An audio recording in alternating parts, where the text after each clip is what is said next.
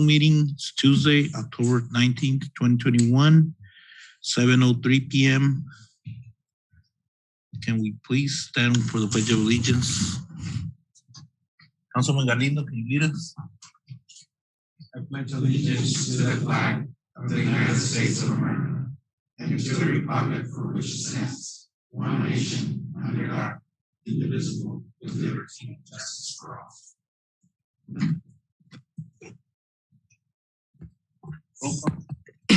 Mayor Gerardo Anaya. Present. Vice Mayor Castillo. Present. Member Jesus Roldan. Present. Councilmember Luis Galindo. Present. Member Martha Garcia. Member Miguel Villalpando. Present. Have a quorum. Thank you. We're gonna call to the public. Anybody from the public wishing to address council? Martin Porches.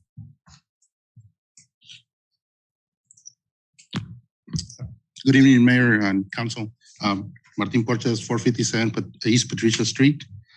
I'm here to, yesterday on the Board of Supervisors meeting, the HR department challenged all the departments in the county to raise canned food for the food bank. So I'm here today to ask you if Somerton wants to be part of it. Of course, it's up to you. If you want to challenge all departments to see who collects more canned foods for the food department. I mean, for the food bank. Somerton residents, some of them benefit from the food bank. So it would be a good cause to do.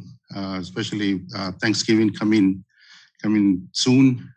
So just that for information. See if you guys can, if the city can do that. Thanks. Thank you, Supervisor. Yeah. Mr. Cabrera, let's see. Let's talk. I'll bring my cans.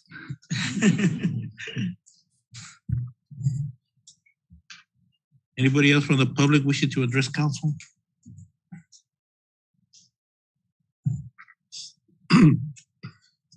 Okay, we're gonna move on to proclamations. We have two. The first one is the Red Ribbon Week 2021 proclamation.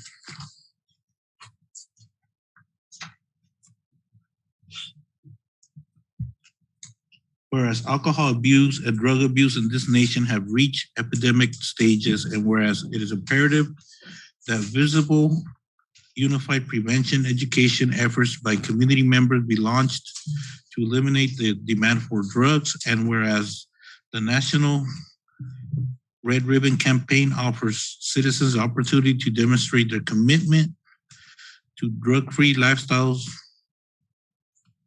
and whereas the National Red Ribbon Campaign will be celebrated in communities in America during Red Ribbon Week, October 23rd to 31st. And whereas business, government, parents, law enforcement, media, medical institutions, religious institutions, schools, senior citizens, service organizations, and youth will demonstrate their commitment to healthy, drug-free lifestyles by wearing and displaying red ribbons during this week-long campaign. Whereas the city of Somerton recognizes the efforts of the Somerton School District, whereas the city of Somerton remains committed to the success of the Red Ribbon Campaign. Now, therefore, I, Gerardo Anaya, Mayor of the city of Somerton, hereby proclaim October 23 to the 31st as Red Ribbon Week.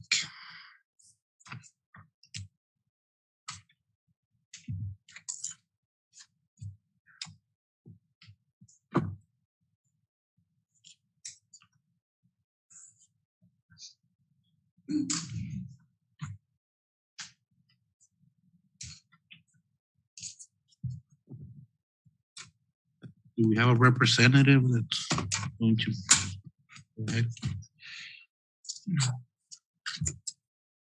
Good evening, Mr. Mayor, Vice Mayor, members of the council. Ian McGahey, Deputy County Administrator, committee member for the Yuma County Anti-Drug Coalition, and proud former city manager of the great city of Somerton. Thank you very much, Mayor, for that proclamation. This is an important message, not only for this community, but for all of Yuma County.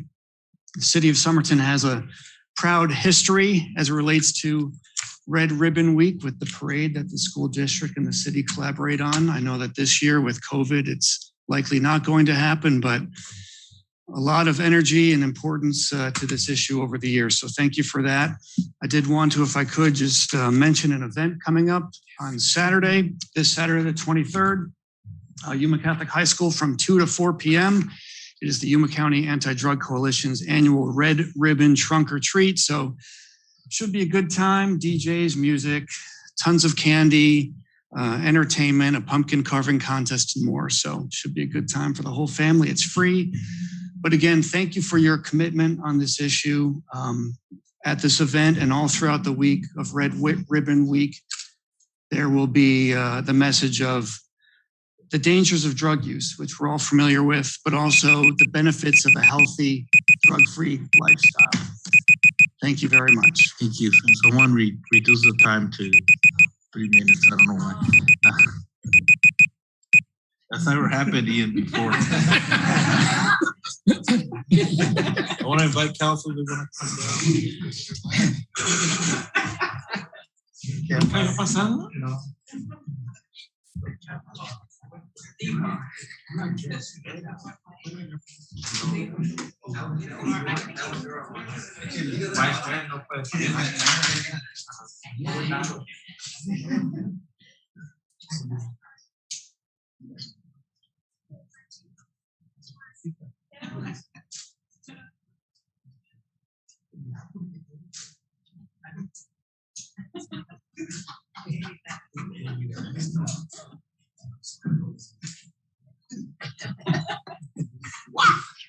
See.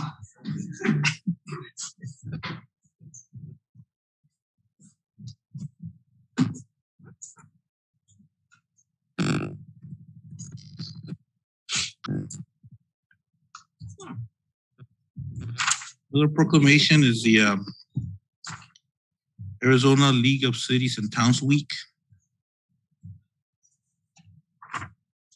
Whereas the citizens of Somerton rely on the city of Somerton to experience a high quality of life in our community, and whereas cities and towns in Arizona work 24 hours a day, 7 days a week to deliver vital services such as fire, police, emergency, medical response to ensure safe communities, and whereas cities and towns in Arizona also provide services and programs that enhance the quality of life for residents such as parks, utilities, street maintenance, sanitation, and recycling services, senior nutrition programs, community centers, and recreational programs. And whereas it is important for the city of Somerton to continue to provide the excellent delivery of services and programs that our citizens have come to expect in our community, and whereas it is one of the responsibilities of the city of Somerton officials to ensure open and accessible government through frequent communication with citizens using various avenues and means, and whereas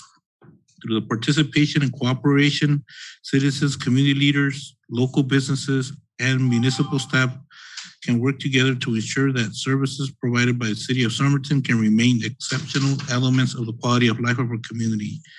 Now, therefore, be it resolved that I, Gerardo Naya, Mayor of the city of Somerton, joins with the League of Cities and Towns and fellow municipalities across the state of Arizona in declaring October 17th to the 23rd, 2021 Arizona Cities and Towns Week.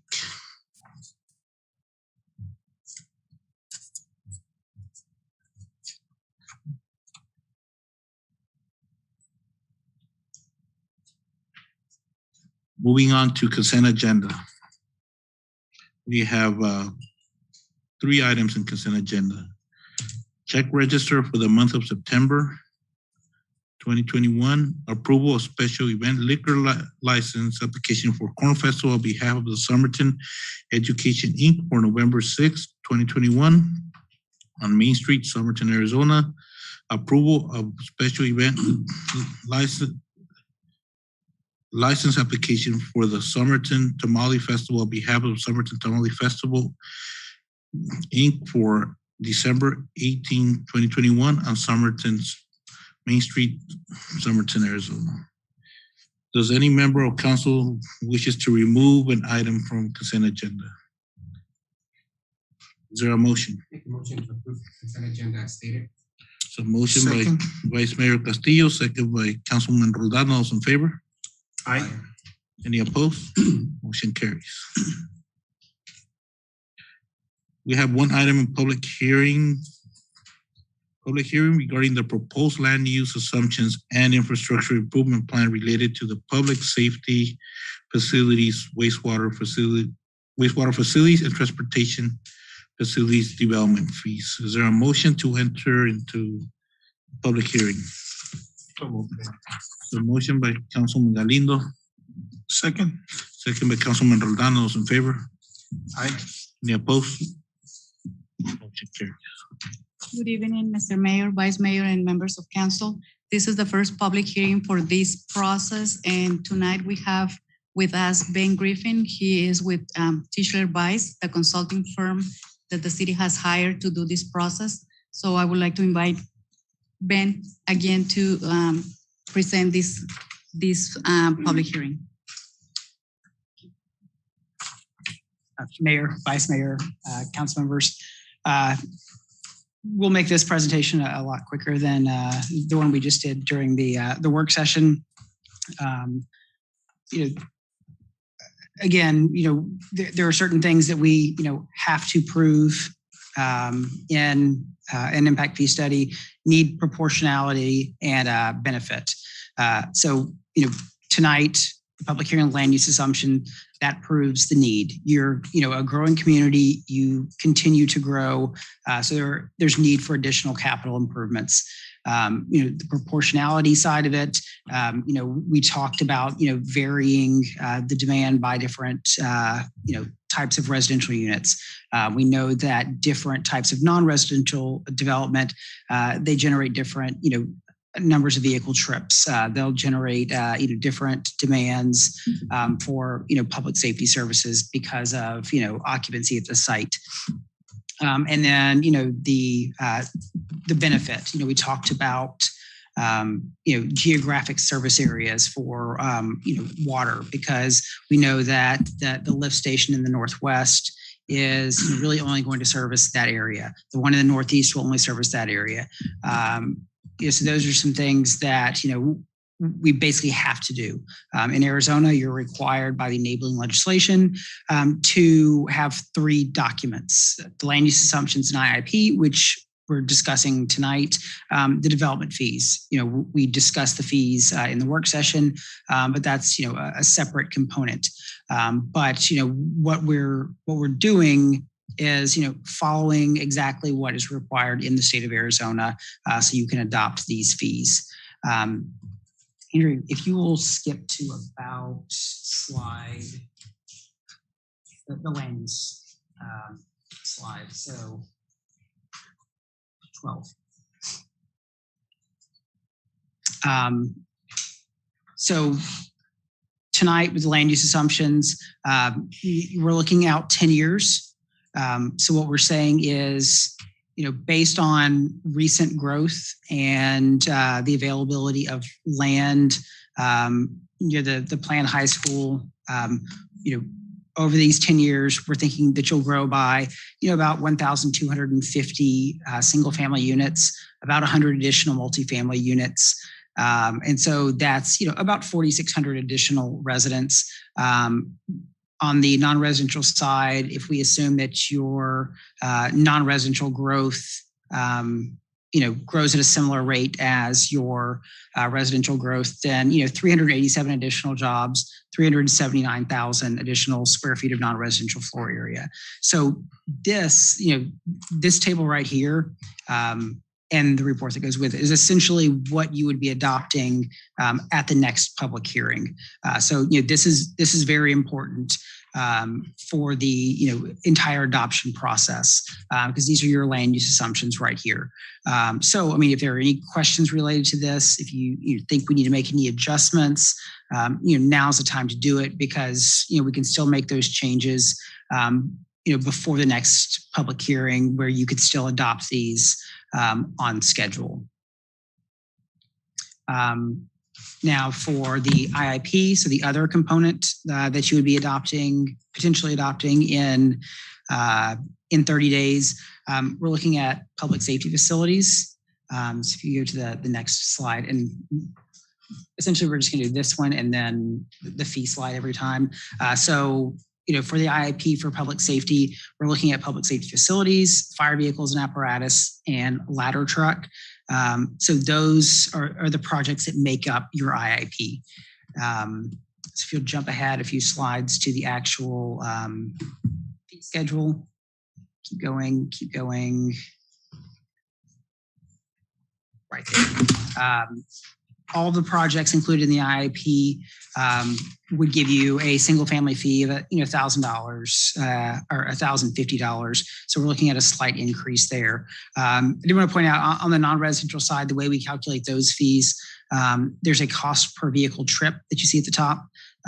We multiply that by the number of vehicle trips you see at the bottom. So industrial, for example, if it's $152.45 per trip, and industrial generates 0.87 trips per 1,000 square feet, then their fee would be $133. That's the calculation on the non-residential side. We move ahead to streets. Other way. Yep. There we go.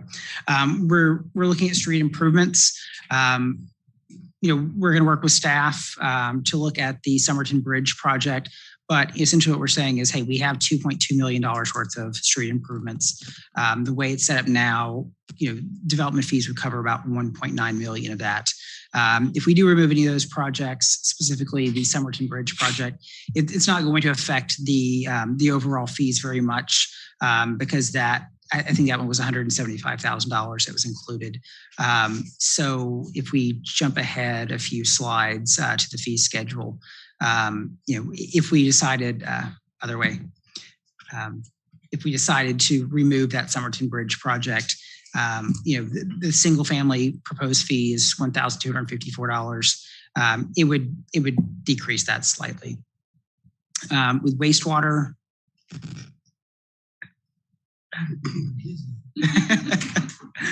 with wastewater at IIP, which is going to be slide 24. With wastewater, we're looking at 3 separate service areas: a citywide service area for treatment. So no matter where you live in the city, you pay for treatment. And then if you live in the northeast area, which is east of Somerton Ave, north of Jefferson Street, south of County 15th, you would also pay an additional fee related to a lift station that's needed in that area. If you live in the northwest, which is west of Avenue F, north of Main, south of County 15th, you would pay an additional fee related to a lift station needed for the northwest area. But essentially, we're looking at an additional 334,000 gallons of wastewater flows projected over the next 10 years. So that growth is paying into the excess capacity in the treatment facility, and then you're collecting fees for those lift stations. All right, so if you can go to the next slide. Yes. Citywide, so if you're not in the northeast or northwest, we're looking at a wastewater fee of $1,800, so a decrease of about $1,900. On the next slide, in the northeast, so you're paying treatment plus the lift station. The single family fee would be about $3,200, so a decrease of about $500. On the next slide, in the northwest, treatment plus lift station, a single family home would pay about $3,000, so a decrease of $725. The next slide, this is the fee summary. So in the few minutes since the work session, I did look up the single family fee. The proposed fee for Somerton is $3,627. San Luis, their fees, their non-utility fees are $3,778, so slightly higher. Yuma, theirs is about $2,600.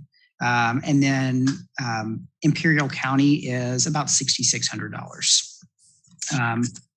On the next slide, the utility fees, these are all going down with the proposed decreases to wastewater. So they range from $4,100 per single family home to about $5,600.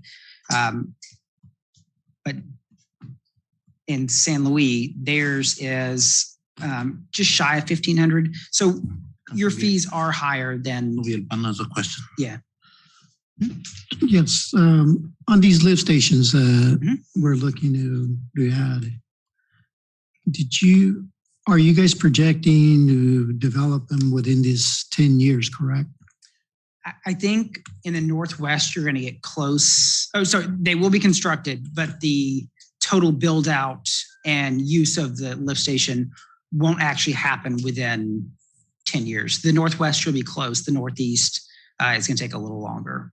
Okay, so what pricing did you guys use in order to project the actual costs? It's going to be a question for Sam.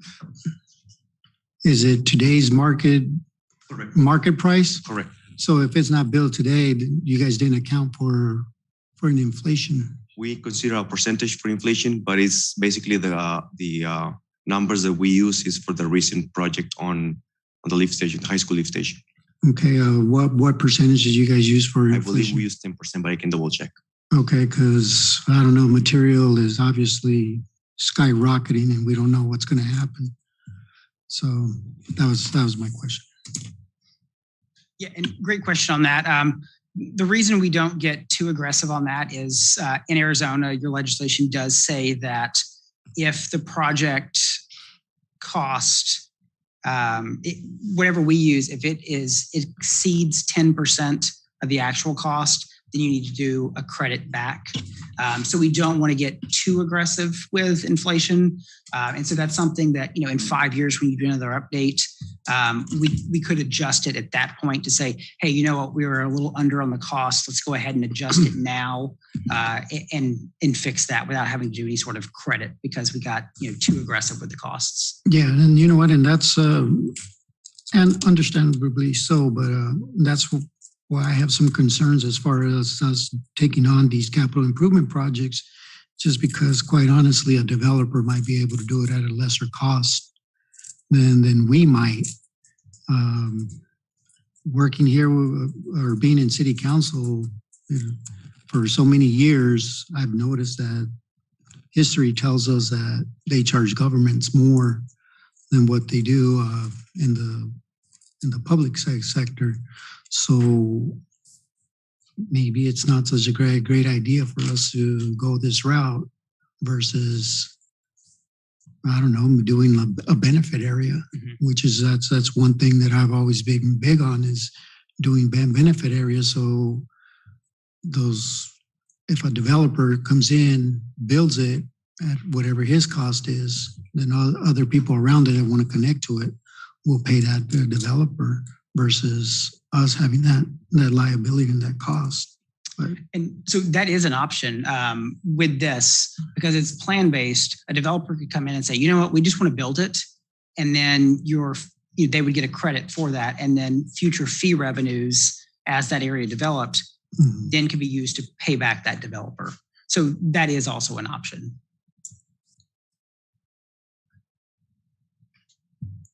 All right, so any other questions related to the land use assumptions or IIP? All right, well, thank you for your time. Thank you. Is there a motion or anybody from the public have any questions?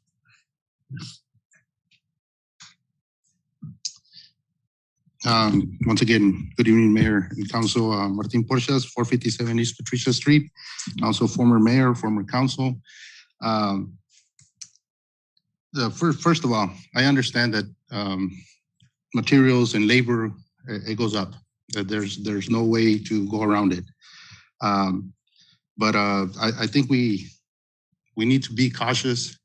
We don't want to put ourselves out of the market. We don't want to be third choice or fourth choice because cities, since I started in government, we're always been competing, especially with the impact fees. You know, you guys talked about property tax earlier in the work session.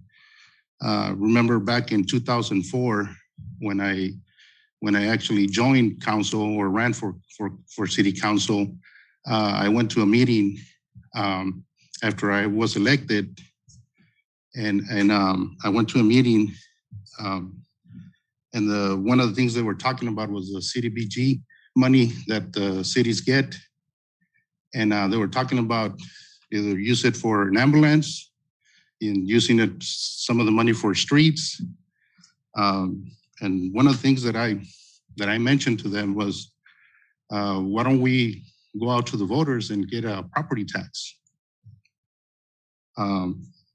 First thing that some of the former council members and the mayor at that time told me, you know, you're just hanging yourself. You're gonna be here for 2 years or 3 or 4 years, and that's it. I said, I'm not here, you know, I'm here to help. I said, see, if we only do streets with grant money, it was just not gonna cut it. The city couldn't have done what it's done today. So we formed a committee, citizens committee. We went out to the voters, and the voters passed it. But we actually told them that it was gonna be used for streets and public safety. That's why the voters passed it. So I just want to be, you know, cautious, saying that, you know, we start using it for other things, which is, I think when we generate a lot of money, yes, but we still got to focus on that part of what we promised the voters at that time. So, you know, just be cautious in that. And like I said, you know, we don't want to put us out of the market. We haven't seen a lot of growth in the last 3 or 4 years. This will also set us back if we're higher than any other city. You know, we also remember there's one nonprofit or maybe 2 nonprofits that also build homes here, and they go by the residents that built those houses. The clients, they're based out of low income. So when they don't qualify for such amount of money because of the impact fees, also they go up, they're out, they can't build a home. So we need to, you know, we need to be cautious with that. And I know things go up, but don't put Somerton out of the market. Thank you. Anybody else from the public? Is there a motion to exit public hearing? So motion by Councilman Villalpando. Second by Councilwoman Garcia. Those in favor? Any opposed? Motion carries. Going to presentation and debriefing on the Somerton UTV block party, October 2nd of this year. Good evening, Mayor and Council. Brisa Garcia, Special Event Coordinator. Next slide. We had around 4,000 attendees throughout the day at the Somerton UTV block party. Next slide. As you can see, we started with a budget of 20,000. In sponsorship, we had 16,800. In-kind services, 15,434. That gave us around $52,234 to play with for this first time event. Next slide. The revenue that we generated, numbers have changed a little. So I'll give you guys an update.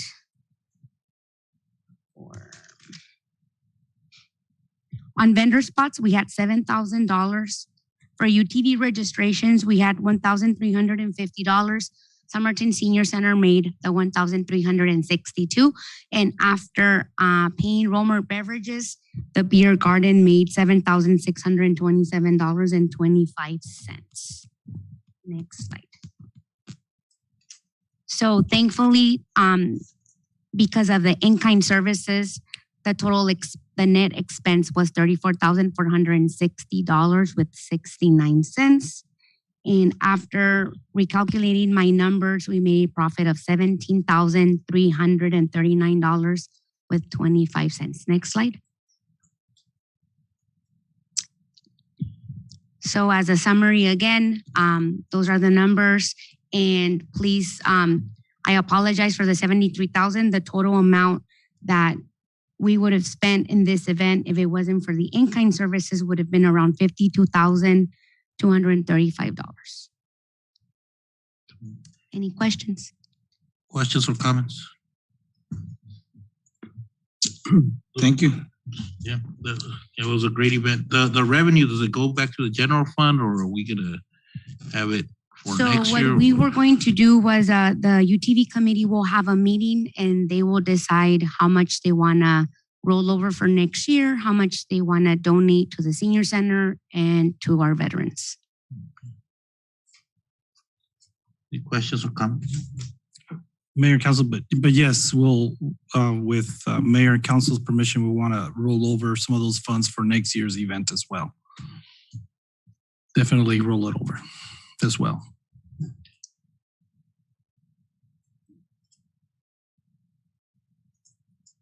Thank you. Thank you.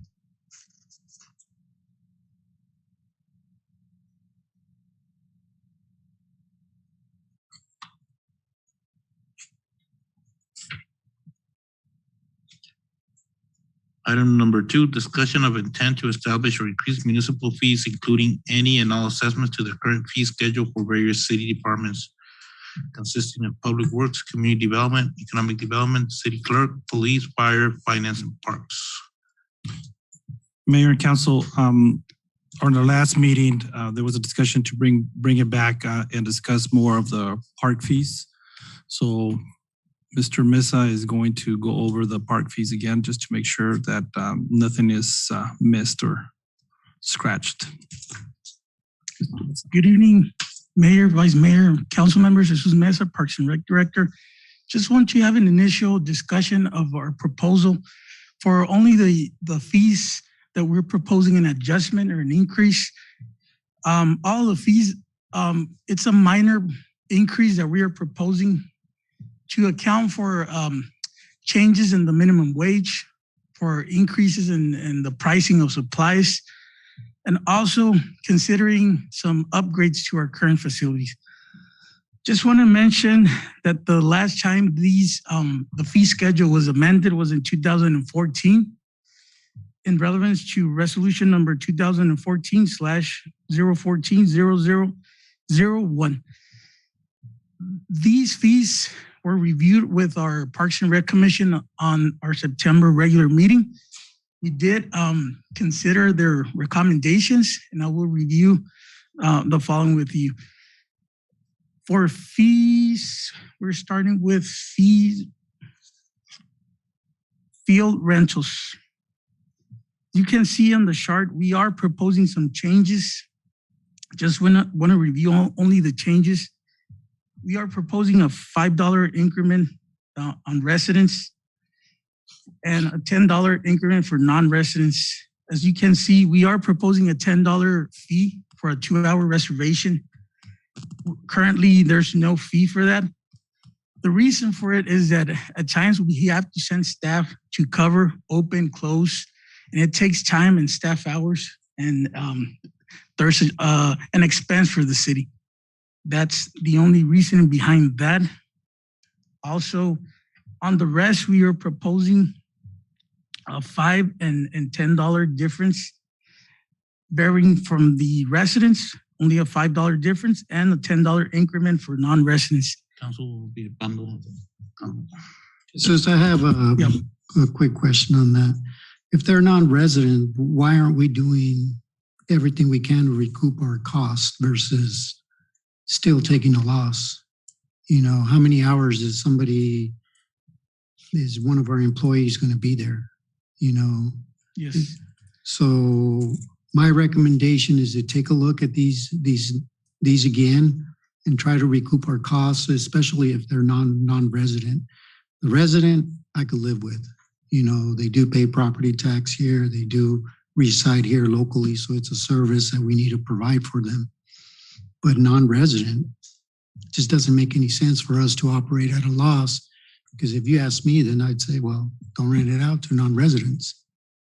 I don't want to operate at a loss for non-residents. Yes, we can take that into account. Just want to mention that. And I have one more. Sure. And I would also add to that if we're going to be sending staff, I would say that we're also looking at exempt versus non-exempt employees. So if we're sending an hourly employee, obviously it's going to cost us more as opposed to someone that's not exempt. So the only exempt will be the director.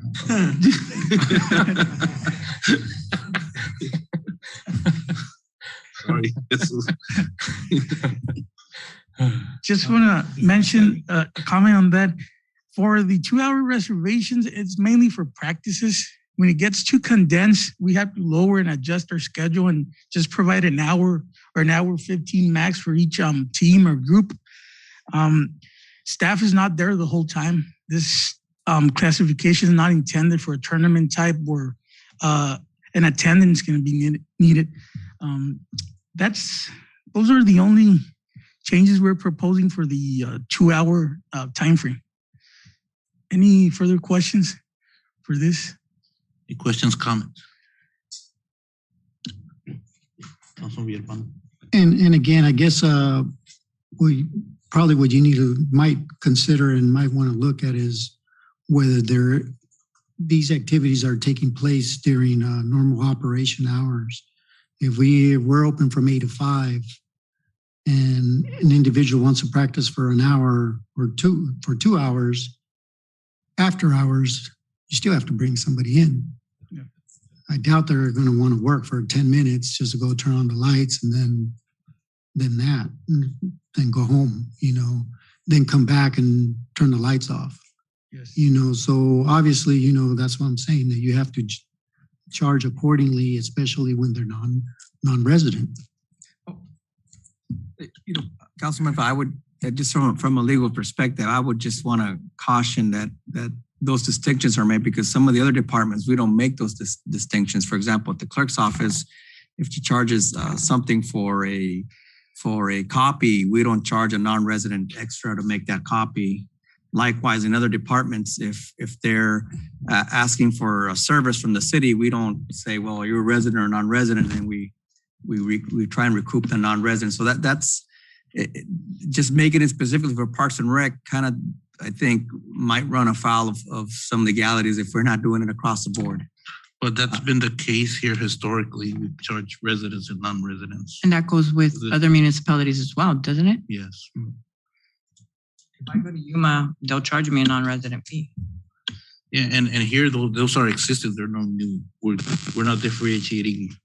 That's not new here. So it's something for legal to look into. But if there isn't any legal implications, then quite honestly, again, for our residents, I think all of us are willing to do whatever we can for them. But when it's non-residents, I'm not willing to operate at a loss, especially when we're looking at salary increases and all that. Any single penny I could save, then so be it. We will definitely look at that and make sure that the proposed fee schedules are take that into consideration and any other legal issue. Thank you. Yeah, please note that for all of our proposals, we are considering a midpoint for staff time, which is $15 for rec. For this type of reservation, normally we would account for 1 hour opening and closing, no more than that. Moving forward for the 3 to 5 hour time frame, the only change we are proposing is in the Class B non-resident. I can go over the classifications very briefly, just For note purposes, the Class A is a city co-sponsored group or organization. Class B is social private. Class C is nonprofit. And Class D is commercial. For this, we are proposing a $5 difference to have a separation as recommended by the Parks and Rec Commission. It would be only a $10 difference. And that's a usual, typical around the county. It wouldn't be that drastic of a difference since it's a $10 increase or a $5 increase and a $10 difference. Any comments on the 3 to 5 hours? Please note it's no lights, no striping on all of these. On the all day, this is where it gets more interesting. We are proposing a difference there of $20 flat all across. This type of reservation format is intended for nonprofit, maybe church, a team that wants to scrimmage other teams for preparation for a tournament. This is not intended for a tournament type format.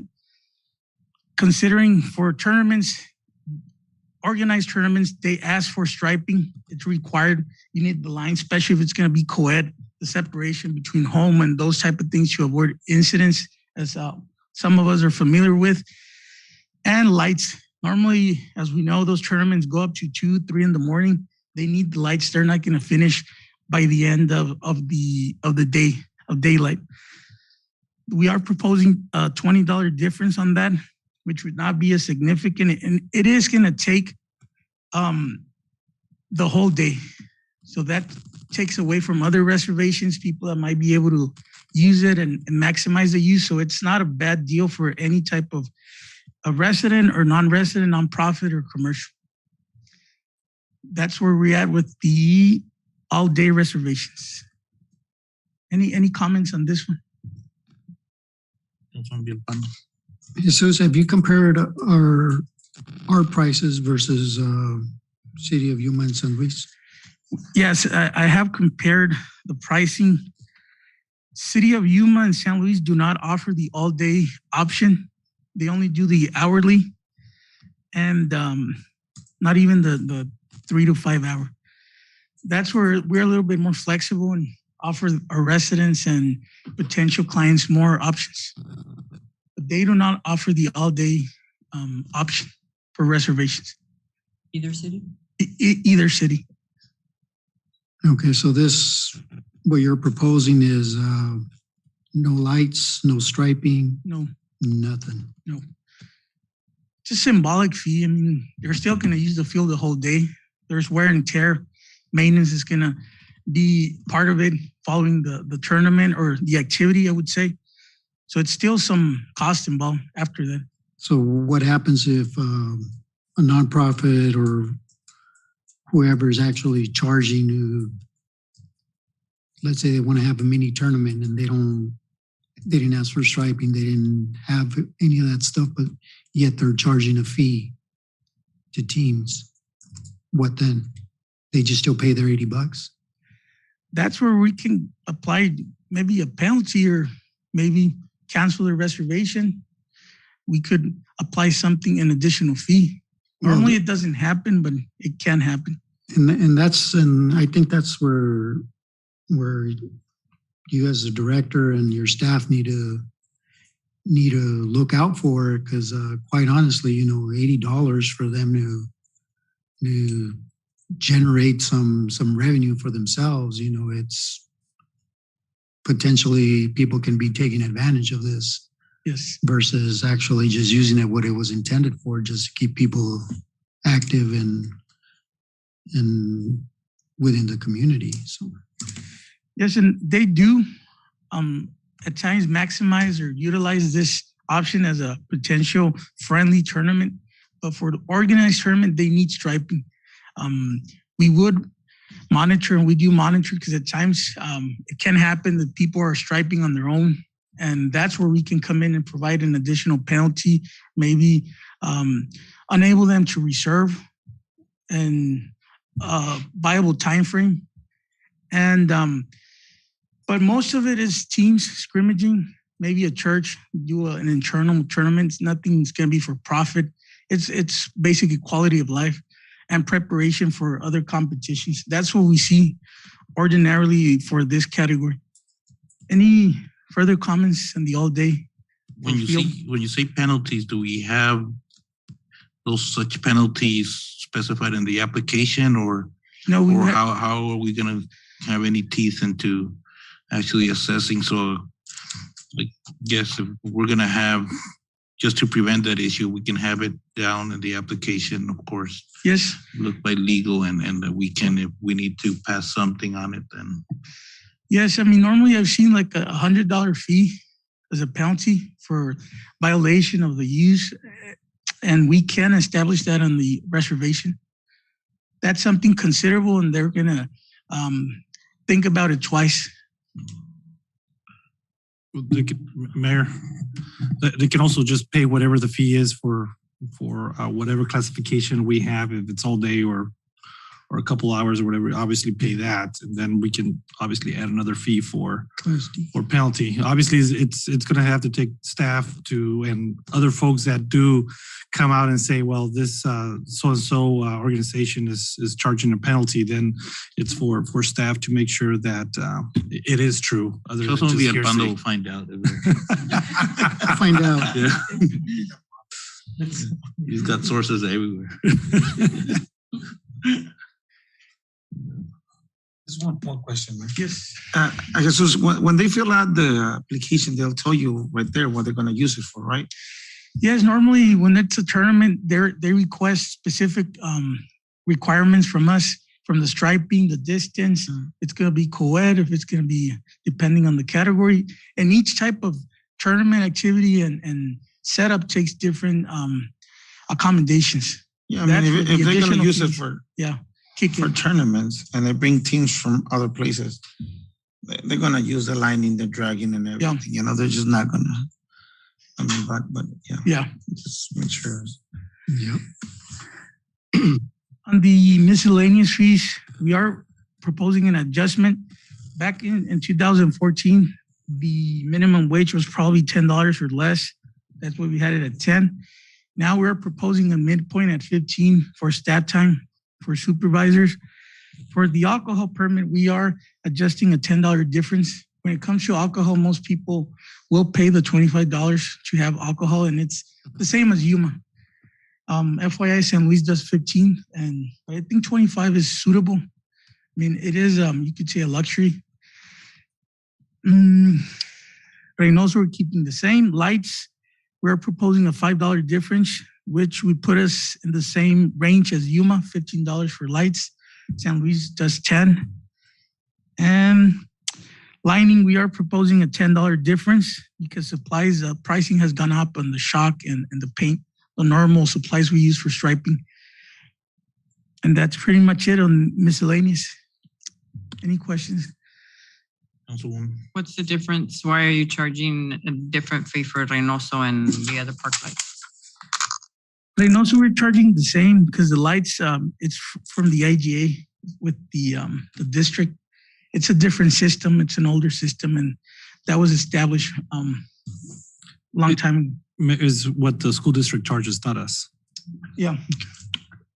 But on the other parts, to piggyback on Councilwoman Garcia's question, the other parks you actually have to go turn them on, so you would have to pay staff. Staff, yes. So you're going to lose out on either staff time or the actual usage for $15. They're not set up. I believe Joe Munoz is the only other park that's set up where you could call it in, right? Yes. So maybe you should have different pricing for either park. Yeah, with when it comes to lighting, I wouldn't go up more than $15. But when it gets to tournaments, they pay an additional 5, 6, 7 hours of lights. And that's where quality of life kicks in for the residents, especially. Yeah, but for none? Yeah. And 'cause normally it takes about an hour, turn on, turn off the lights. That's what we're going to pay staff. But it's, And like I said, I'm not willing to subsidize Yeah. non-residents for that. So my recommendation is that you still take a look at that. Yeah. Whether it drops the price for residential or for a resident and it increases non-resident, I don't know. But quite honestly, you know, if you're talking about staff time, Yeah. I mean, we can't be subsidizing that and looking at increase our expenses elsewhere. yes, and just want to mention, consider that Yuma also does the $15 for lights and San Luis does 10. We want to be competitive. We don't want to be way over when it comes to lights. It's very accommodating. They charge a lot more for their fields, so trust me, they'll come over here. More on the fields, yes.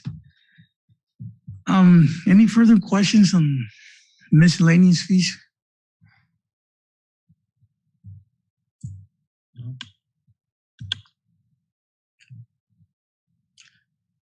Jumping to the next. When it gets to the pool, I mean, we are spending some funding on the staff time. It's pretty simple when it gets to the pool. It's depending on the packet, it's an increments of 25 patrons. On packet A is for 50. We need 2 lifeguards and a supervisor. It's 1 lifeguard per every 25 patrons per regulation. And for packet A, for example, we need 2 lifeguards and a supervisor to be in charge of the office, any type of emergency. We are proposing a minor increment. For example, in packet A, the total would be $96 without lights. And the new proposal is $120 for everything. And this is for a 3-hour reservation.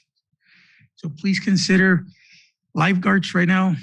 We normally pay them the minimum $12.15. So that would be $12.15 times 2, plus the supervisor at a midpoint at $15. That's basically the adjustment there. Plus, we are considering an additional amount of $10 for supplies. Chlorine has gone up, the tablets, pool supplies pricing has been significantly increasing since we started the pandemic in 2-3 years dating back, and possibly $5 difference for sanitizing supplies. We got to have available still. This pandemic hasn't ended completely, so we got to have it available for the residents. So that's an additional expense. And that's flat across. You're going to see differences. It's just going to be additional lifeguard staff time, basically. That's where you're going to see some differencing in the pricing. It's not because we're charging more for supplies or anything like that. It's just additional staff time because the more people you have, the more lifeguards you need. And it's very reasonable. We are making upgrades to all the facilities, including the pool. Especially the images, it looks a lot better than it used to. We are adding some additional or replacing some amenities like benches, things like that. So the people are have a different approach to it. They're reserving every week. Any comments on the pool?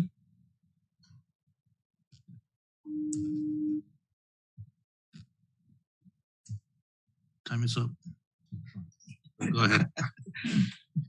Can we jump to the next category, please? I would after the pool, and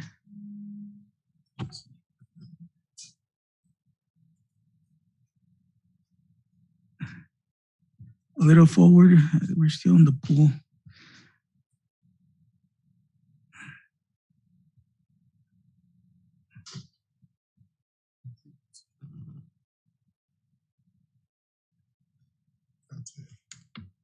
I think that's it. Yep. I didn't see the fees for the community center. I believe that's something we're missing. but I can review it. I have the numbers here from the spreadsheet. There it is. That's the cultural. Can we see the community center? Yes. That's where we're proposing a $40 difference. I can break it down as of why.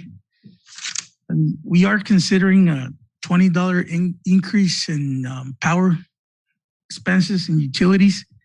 That's a ballpark according to, we discussed this fee or this additional expense with the city of Yuma. They recently opened a gym and with our refrigeration specialist. It's not a huge difference from the evaporative system we have. It's going to be about the same. So we are considering $20 additional for power and staff time also. It dates back to the $10 attendant, updating it to the $12.15 minimum wage. And we're setting it at the $15 difference at $15 per hour midpoint and adding a $5 for sanitizing supplies. That's where we're adjusting it to $40 flat. And just want to mention that the Parks and Rec Commission did recommend that we adjust it to 80 for residents, which would be Class A. For the community center, they did request a difference between residents and non-residents for the Class A only. Just want to mention that we did do a study for the power. We went back with finance and reviewed the utility bills for May and June. For a 7-hour reservation, the power consumption is going to be about 1956 with the current system right now, including the 2-hour setup. So that's where we're proposing $20 additional. And normally this would be covering our expenses. We're not going to be making any money. It's quality of life. The commission did mention they thought it was a little bit high because the image, or you could say, of the community center, it's not the same as the one in San Luis or Yuma, but we are making a lot of improvements to it. Internally, we're adding additional parking. We are considering facade improvement for the next fiscal year for a CIP. And the interior of the facility is completely different.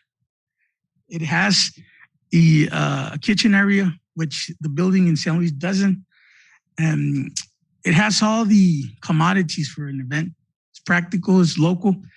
Just some FYI, I have the numbers, the comparison. In Yuma, it's $1,200 for the reservation for the comparable square footage facility of City of Yuma, which is about 8,600 square feet. Here, it's the same, 8,600. And we would be $500 below Yuma and $300 below San Luis, which is $1,000 for their culture center down Main Street. Any comments on the community center?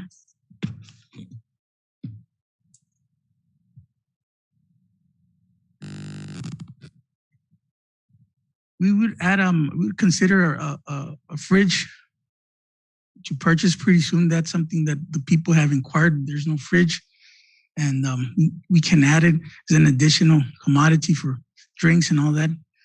And I mean, we are making some strides and some improvements. That's the difference between us and the rest of the county for a comparable amenity or facility. Mayor. 2 Saturdays ago, Jesus, I went to a quinceañera, and yeah, it is really nice. It got painted, it got, it's looking really good. So I can imagine now with AC units and all that, it's gonna get rented more. And now the summers, because usually for 3-4 months people are rented because with the swamp coolers. But hopefully by now doing that upgrade, there's gonna come more revenue for that. So. Yeah, thank you for making that. And that would also include a future parking lot right in the corner. So it's going to be that growth. It's going to be there. It's looking good. For Mr. Villalpando's parking. I park across the street. Thank you, Jesus. Thank you. So just touching base on the culture center, I did notice a typo for Class D on residents. It's supposed to be a $15 increase flat across. That would only account for facility maintenance and just minor repairs. It would be about half the cost of the community center. The square footage on that one is roughly 2,900 square feet. And the community center, it's at 8,700 square feet. So it's roughly half, and it's gonna be half the price. We are making some changes there, some improvements in the restrooms, and on the flooring we're considering a project for the future, changing the flooring. That's been a concern. And also with the community center, changing the flooring, the restrooms, and some other improvements. Those, are the changes for the culture center we are proposing at this moment. Still, it's very cheap. I was there at a party and very, very economic. It's a nice building. The AC works well. It's next to the council park. There's a lot of parking. You can take the kids, play at the park there, playground, everything. And it's a nice area to host a party and very economic. Yes. Plans to improve the inside. I know it's divided in two little sections. That kitchen is right in the center. Is there any future plans to expand it so the kitchen will be on the east side and then more open for? Because right now it's divided in two little pieces. The other one hardly anybody uses. I know you said it's almost 20-something hundred square footage, but maybe they use just the west side. At this point, we're not considering any improvements to that building, considering the you could say the condition or the age of the building.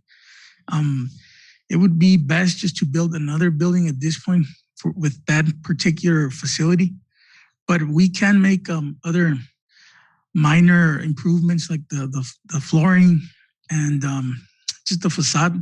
We did remodel, you could say, make some minor improvements, paint the interior, exterior, and things of that nature. I have a comment, Mayor. I just have a comment. So you mentioned that these fees were last revisited back in 2014, right? Yes, they were last amended in 2014. Yeah, I would just say as a recommendation, just kind of if you want to do it on a yearly basis or every other year, just to make sure that the services that are being provided that we're not like on a negative, like Mr. Alfando kind of said. Yes. Because 2014, that's what, about 7 years? Yes. And and I think if somehow, if we're negative, those funds are coming out of somewhere else. So I think if we're going to be providing a service, I think it's again looking at what kind of service, but we shouldn't be at a loss. Kind of at least not make any money, but break even. And I can see an opportunity here where we can make up that difference with our non-resident. Yes. So I would just kind of say, mark it down in your calendar and kind of revisit it, yearly, just so that we can, Yes. Just want to mention, going back to the comment from Councilmember Galindo, we are hosting an art event in February. The intent is to, whatever artwork we gather, when it comes to murals, that type of thing, we would place after the event at the community center just to dress it up, make it more lively. That would change a little bit the image of the building and in itself. Any other comments? That's all I have for this initial presentation.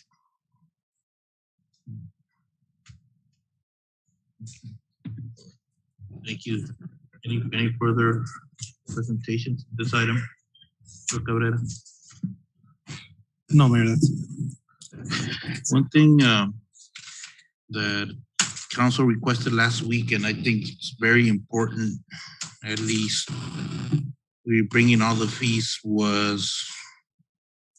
and it's going to impact our residents, is the increase in construction or reconstruction permit fees, and we requested an example of what it would cost currently and what it would cost for something similar now with the new fees, because it's seen, but we want to see an example, see how much, because at least for me, that's the most important fee, what's going to impact more. Give the example of Ramada, it's like $800. How much is it going to cost now? We hear residents now complaining that they're expensive, so how much it is.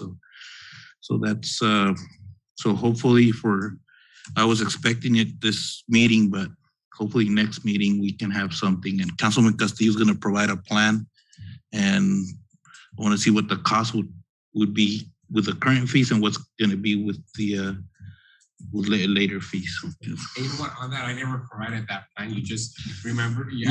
But we didn't mention it. But since that wasn't provided, provided to them. I'll do that right now. Mr. Mayor, if I may, we are working on those samples that you requested at the last meeting. What we're going to do, if it's okay, we're going to email it to you. That way you have time to review it, and then we'll present it at the next meeting. Okay. Any other questions or comments?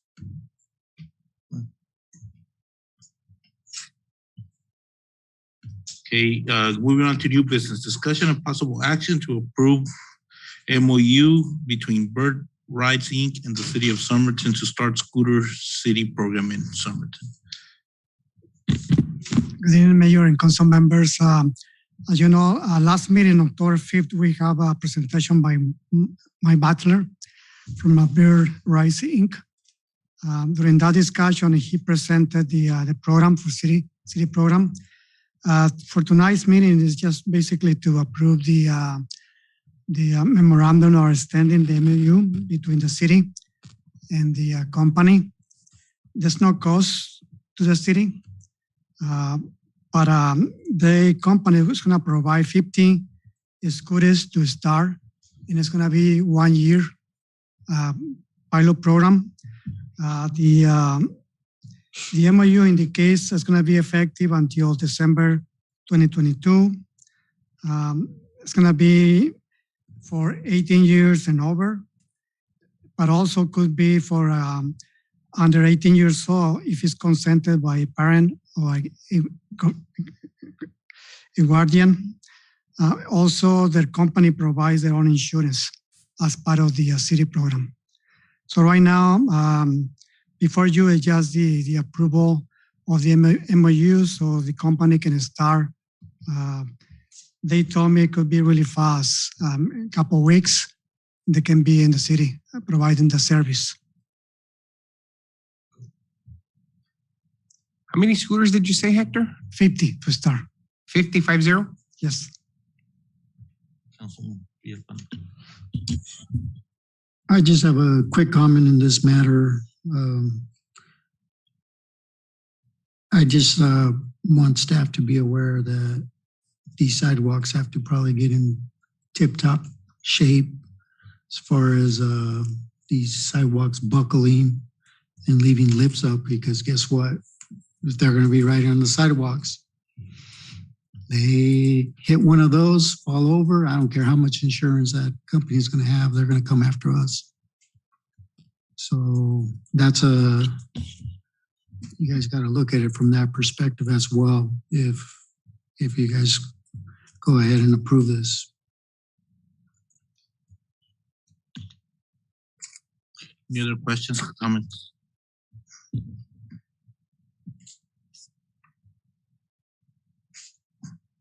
Is there a motion? I have a quick question. I know that, you're supposed to have consent from a parent, but nowadays a lot of teenagers have their own payment method, their own cards. How are we going to make sure that an underage child, I'm speaking teenage years, for us not to get in trouble for PD, somebody, I don't know, an accident happens. So Councilman Garcia, sorry. Gonzalez, and the single Gonzalez. We actually held a meeting this afternoon between some of the department heads and that could be impacted by this. Chief Juarez was there, so was Judge Figueroa, city manager, and myself. And we did discuss this. We currently do have a city ordinance that regulates, skateboards and motorized vehicles and whatnot, and scooters. And there will be a proposal coming forward with some amendments to that ordinance. But generally speaking, the chief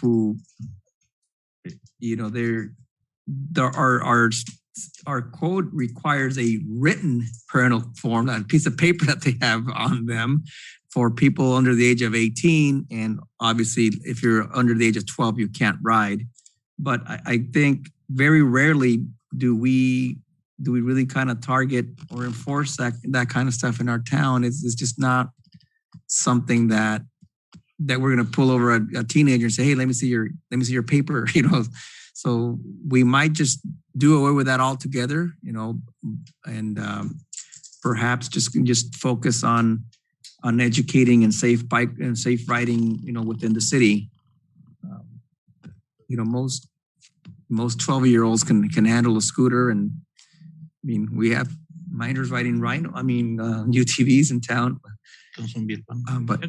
But we shouldn't. But I'm saying that on the scooter issue, I think there might be some changes and some leeway there. And you know what? I was just asking the mayor is like, wait a minute, do our pedestrians have the legal right of way in that? And what happens when you start permitting scooters and mixing them with pedestrians?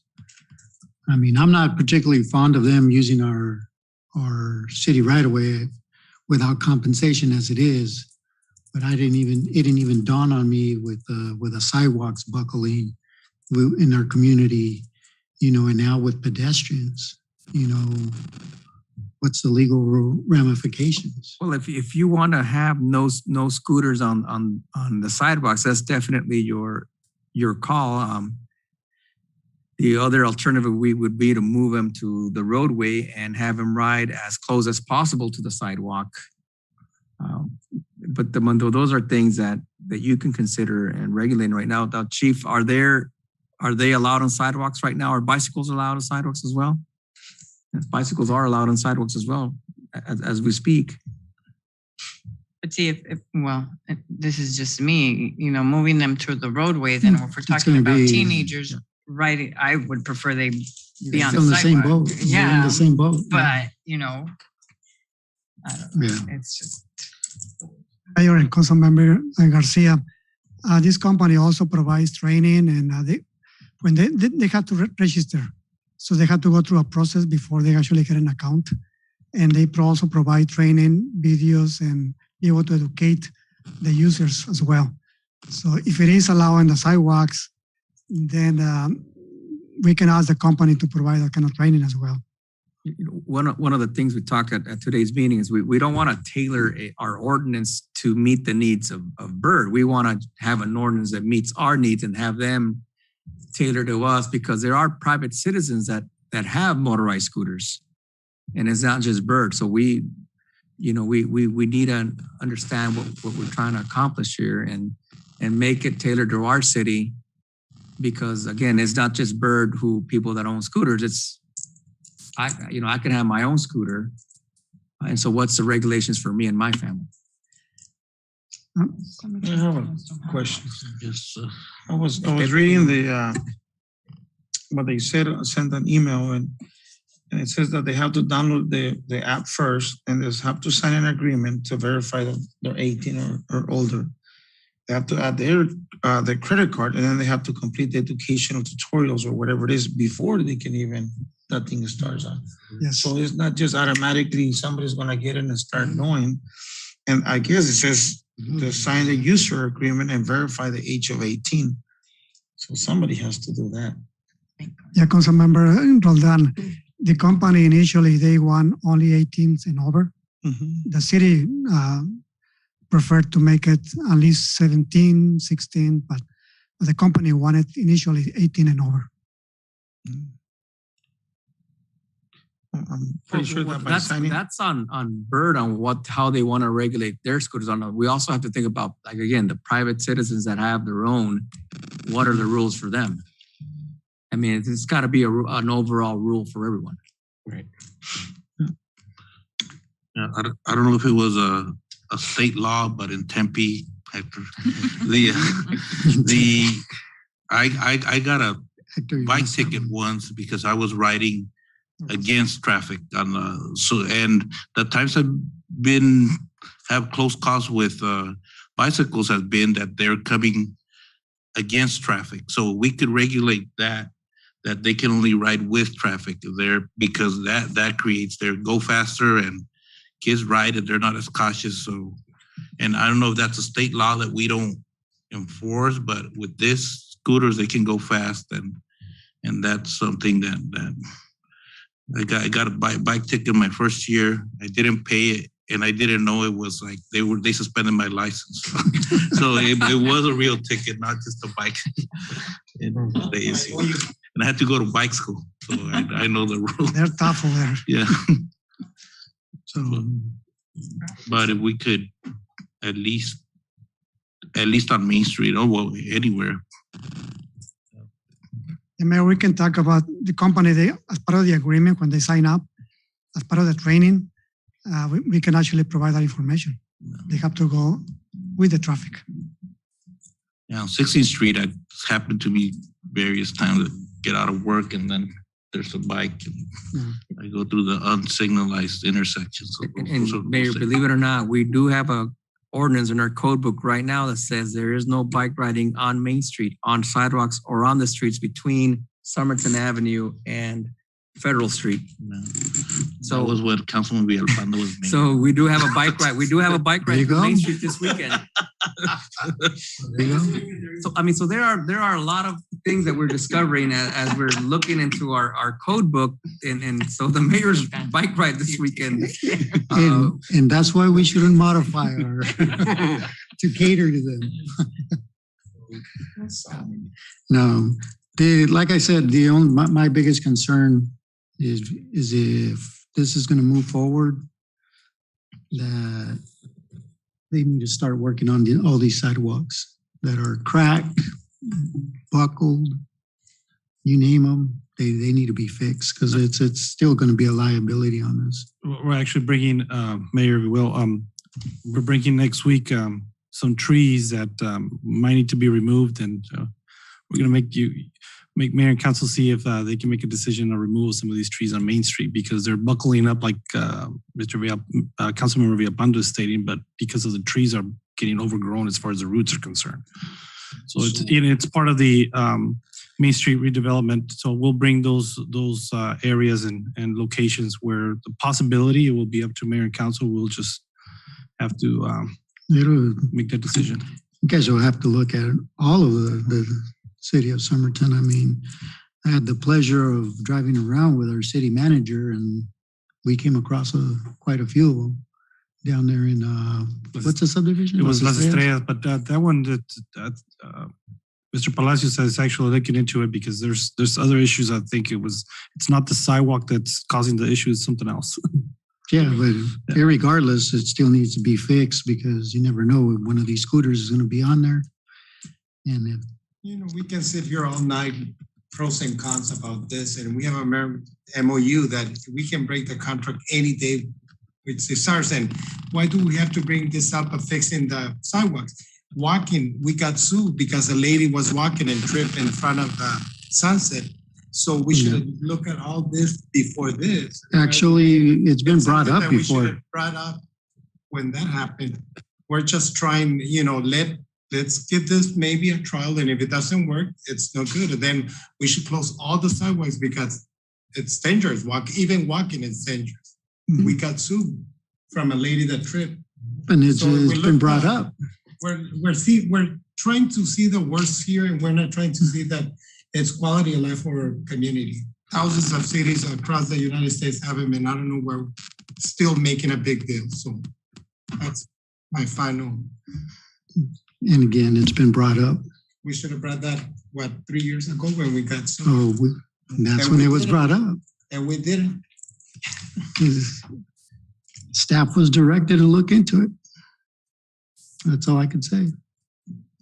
We look at it. And I never heard nothing about that after that lawsuit came. I don't remember. I don't recall. Maybe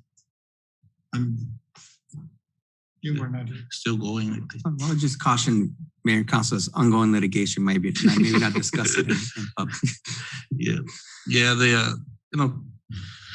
there's always risk, but I've seen when I go to San Diego, those sidewalks are terrible. They're Pacific Beach, and you look at it, it's like, man, this is San Diego. It's supposed to high property tax, and they should be fixing streets. And you see the scooters all the time, and these bigger cities with more pedestrians. I wish we had that problem with a bunch of pedestrians on Main Street and scooters, but we don't. So this is just something that I feel that we should try, and we can always get out of the agreement, and it's not something that's going to be permanent.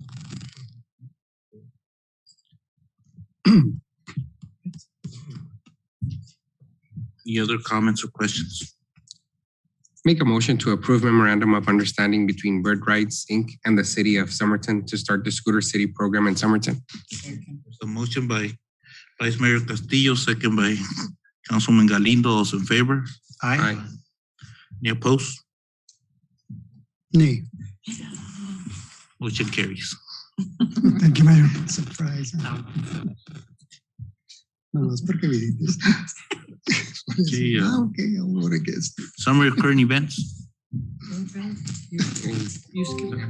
No, you have another one. So we're going to go into executive session. Don't think it's approved yet. Mayor and Council, COVID-19 early warning. In the last 3 weeks, as of Friday, we did receive that it was right on the borderline of level 1 and level 2. And today's results, they were at level 1. So in the past 4 tests, we're where we want to be at level 1, obviously, because level 2 was last week just by a hair. That means we're still considered level 2, but because we're so close, at least I see it as a level 1, but not necessarily the scientific community. And one more thing, I know we just approved the liquor license, but I want to make sure that the community is aware that we do have our November 6th Corn Festival. Our December 1st will be our lighting of the tower, and then December 17th will be our light parade, and December 18th will be our Tamal Festival. So I just want to inform the community. So Mr. Tapia, if you will. Mayor and council members, just an update of the subway. They put the permit, they pay for the permit already, so we have one more step moving forward to get a sandwich shop in Somerton.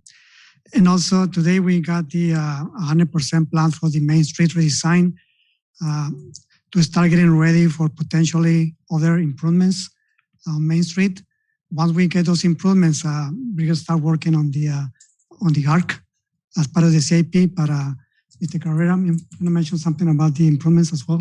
Yeah, we're looking at actually Sam did with a YMPO on our RTAC, the possible $2 million opportunity for us to do the Main Street improvement from Somerton Avenue all the way to the parking lot, or state rather, but it's further down. So in the meanwhile, we want to make sure that everything goes smooth from the street light with a left turn. And and obviously, as part of that whole improvement, then we'll obviously look into the arch to have that initiative as well. Yeah, Mayor, the best part is that we have the plans already ready to go. Once we got that accomplished, then we can actually start doing the Main Street. Thank you. Chief Juarez.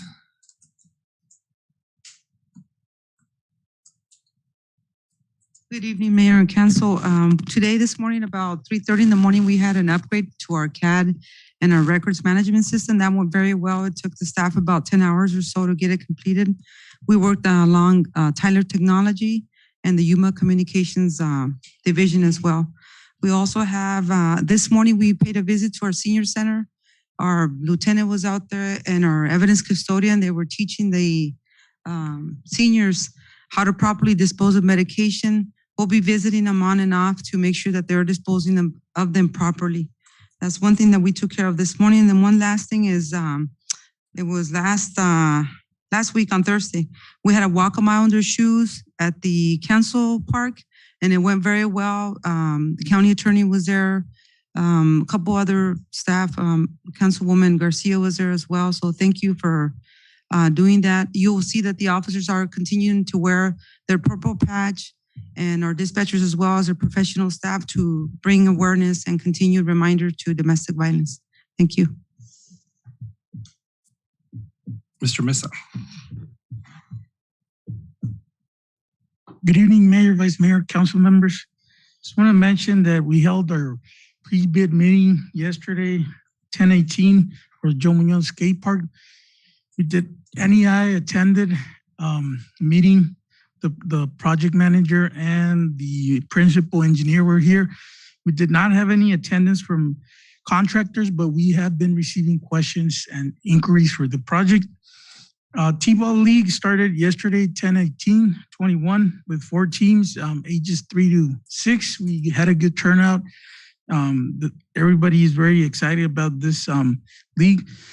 And the temporary staff or seasonal for Parks maintenance worker 1 are projected to start next week of October 25th, to assist with further cleanup of retention areas and facilities, 1 for facilities. And that would alleviate some of the workload for the other regular FTEs to concentrate on projects. For example, the dog park, we have a priority project there pending for some repairs and further maintenance. And an additional highlight I want to mention, or announcement, tomorrow is our October celebration at the senior center and / you could say Halloween party. Council is invited to attend. There will be Al Pastor tacos on the menu. Anybody wants to swing by for a couple of minutes, and I'm pretty sure the seniors will appreciate it. Thank you. Carmen.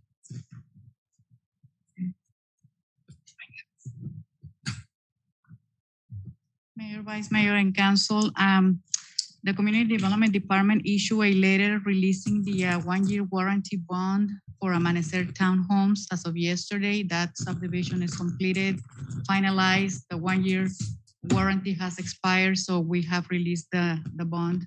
As of today, the city is holding 2 bonds, one for La Isla State and the other one is for Valle del Sol Phase 3. So as the subdivisions are completed, we still hold a bond for a 1-year warranty. After the 1-year warranty expires, we do a final inspection and then we release the funds if we don't need to use them. So that's how it works. Also, for animal control, the HR staff is working on the final steps to hire the animal control officer. We have a position open. We had interviews last week and we have selected that one person to fill this position. The offer was made and he accepted the position. He's coming from the Humane Society of Yuma, so he has plenty of experience and hopefully he's gonna start working with the city on November 1st. And lastly, staff held a planning and zoning work commission or neighborhood meeting last night. And this was to present the text amendment to the zoning ordinance by including the new R15 zoning district. The commission was in attendance, most of the commission except for one commissioner, but no residents attended this meeting. So next Monday, the 25th, October 25th, we are having a special meeting to also present this item to the Planning and Zoning Commission. And this time is going to be recommendation issued to council. And we'll be presenting to council hopefully sometime in December. That's all I have. Mr. Palacios.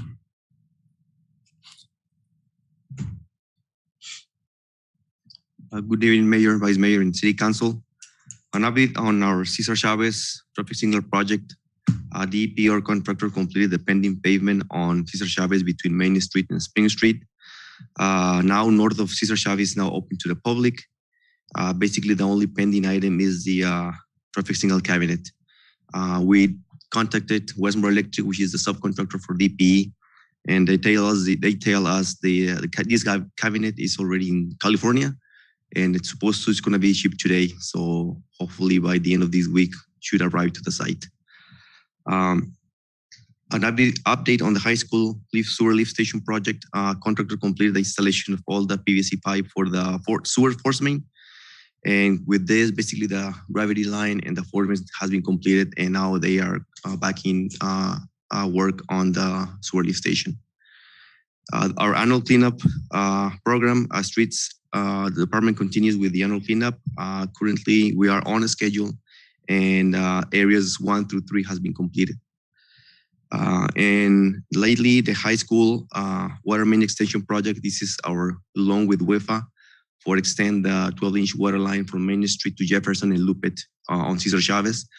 The bid amount came $200,000 higher than the loan that we have.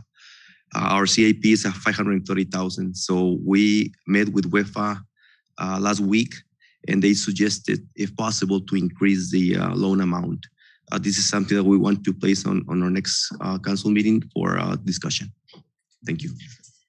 Finance.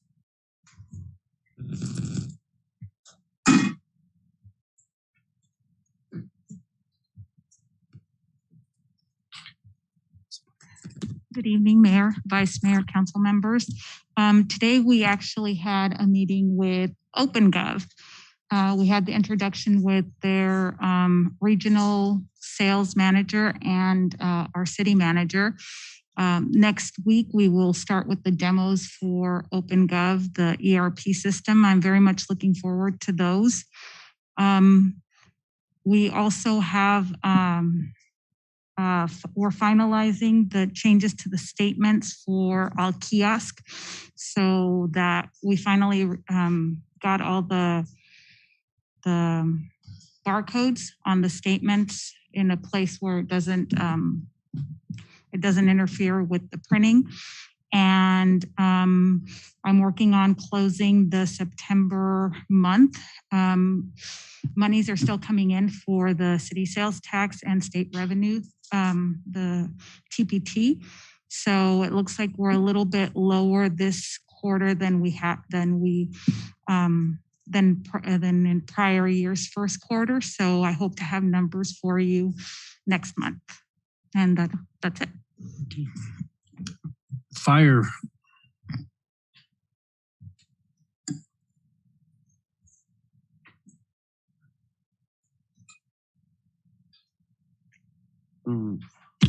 Hello, Mayor, Vice Mayor, and Council. My name is Clemente, if you don't know me. I'm the fire inspector for the fire department. And Chief Dan asked me to be here to give you a brief description of the current events that are going on within the department. Thank you very much for letting me be here. And I'm extremely happy because I'm bringing great news, which is the purchase of a fire truck, of a fire engine. And let me give you just a brief background on this. For the past 8 years, we've been applying for a FEMA grant and going through all the stages. And every single time we get cut out at the end. I think this is an extremely hard grant to obtain.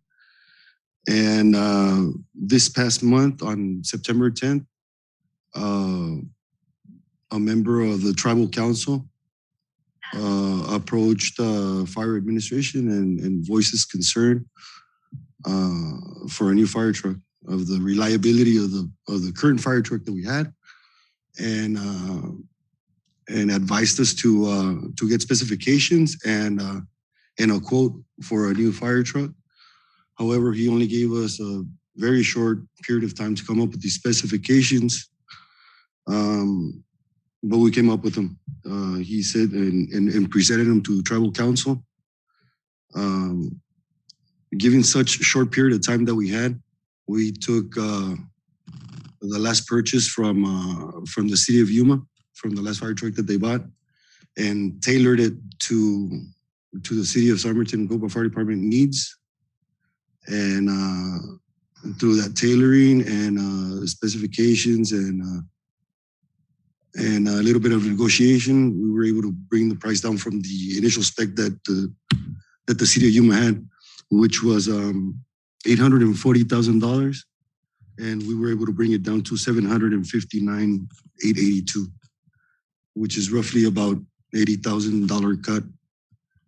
We presented that, and today we got the call that the Cocoba Nation, the Cocoba tribe, is purchasing the fire truck. So it brings me great pleasure for council, and mostly for the citizens and for the members of the Cocoba Nation, to be able to say that we're going to provide them with more than reliable fire truck. So that's all I got to say about that. On another note, we still keep providing the COVID rapid test. This last week, we provided 5 tests, and out of those 5 tests, one of them showed positive results for the COVID antigen, which means they were COVID positive. One out of 5, which translates to 20% of the people tested. We responded to 2 COVID calls, 2 COVID positive calls, treated and transported by the ambulance units. And that's it on COVID news that I have. We also continue to work on CIP projects. We have 3 of them right now that we have sent requested quotes and are still waiting for it. But there will be a presentation ready for your next council meeting. This is turnout gear, the ambulance chassis and auto loader, and cardiac monitors. But we haven't got anything back, so hopefully before the next council meeting we have quotes and will be presented to you then. That's it, unless you guys have questions. Thank you. HR. Thank you.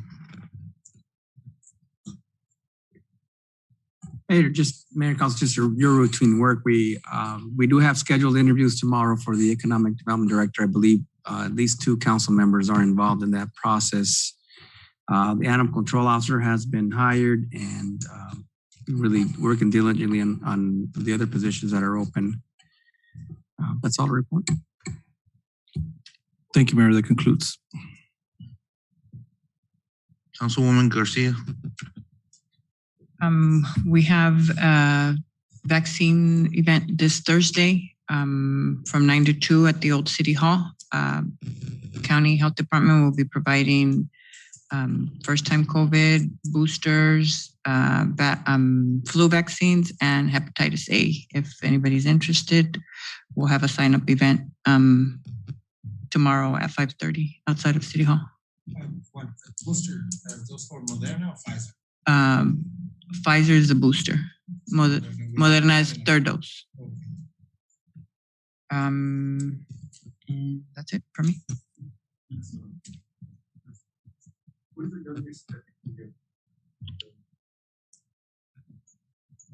12. It's 12 and over for now. Yeah. I don't have anything, Mayor. Thanks. Vice Mayor. No, kind of like Mr. Lozano mentioned, we do have interviews tomorrow. Mr. Galindo and I will be sitting in on 3 potential candidates. We'll see how that goes. That's all I have, Mayor. Councilman Galindo. Thank you. Councilman Roldán. Just passed by yesterday with, the T-ball games, and it's nice to see against, the younger kids, the 3, 4, 5-year-olds running opposite of the bases and having fun, in other words. So it's nice to see our parks, people are coming back and playing, and families from usually the younger kids. You got grandparents and you got uncles and ninos and everybody watching those kids play. So it was nice to see that the field packed, and also the soccer field too. So it is nice to see our citizens going back and enjoy the parks and the sports that are provided to them. Thank you. This Saturday is the mayor's bike ride. So I know there's several staff that are going to do it, and vice mayor too. So hope to see you there. And if not, we'll pass to the Michoacana grand opening and give us a paleta, only $1. But yes.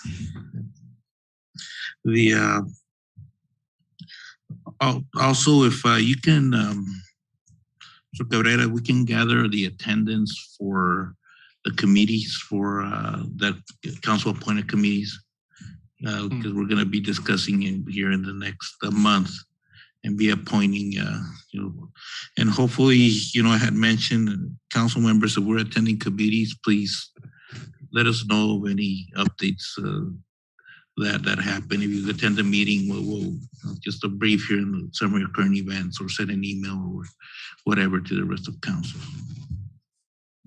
Just keep that in mind. And with that, we have 2 items in consent agenda, so we're gonna executive session, and then go. So we're gonna go into executive session. Then we have an item for the regular meeting, and we're gonna come back. So we're gonna take a 5-minute break and then reconvene. We'll go into executive session.